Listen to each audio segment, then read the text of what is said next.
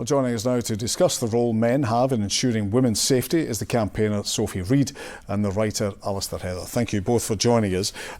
Sophie, how safe do women feel generally?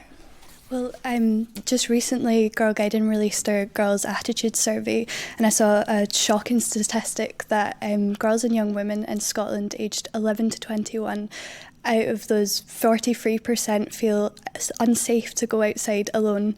And I think that's just so horrendous of a statistic to see, from changing behaviours when we go outside. So, for example, I always hold a key beneath my hand. You don't wear a ponytail in case someone can grab it.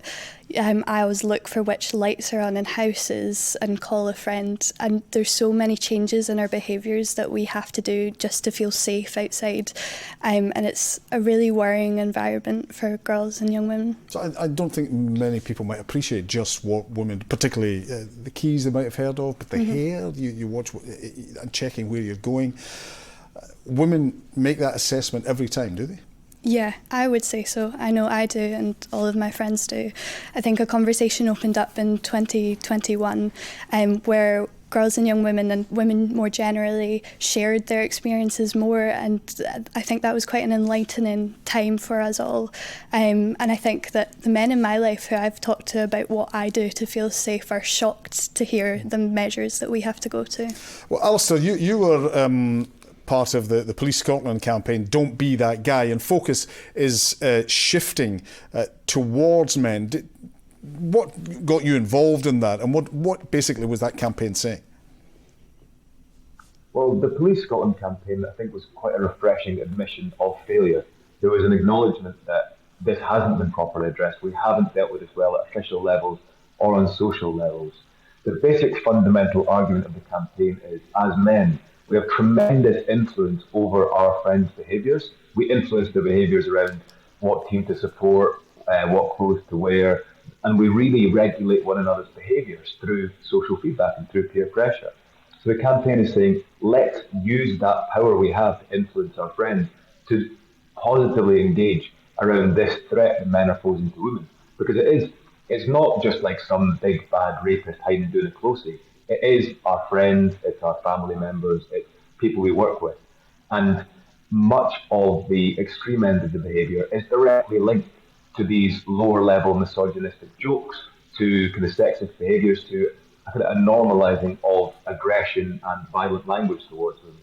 So by kind of calling in your friends, saying, look, you're not behaving well in this situation, I would like you to behave better. I think you're a better guy than that, and you're making other people comfortable. We can use that influence we have over our male friends. And also, you think men will do that? Yes, I genuinely really think that most men are fundamentally good, and I think most men feel uncomfortable in the situations where there's misogynistic or sexist behaviour happening.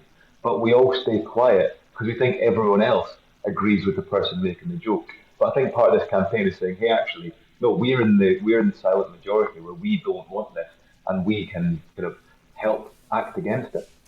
Sophie, we heard in the Scottish Parliament Christine McKelvey saying that change was not happening at the pace that was expected. Do you recognise that, and what more needs to be done? Yeah, earlier this year I spoke to Cabinet Ministers and the First Minister on this topic, and I called for urgent and bold action to be taken.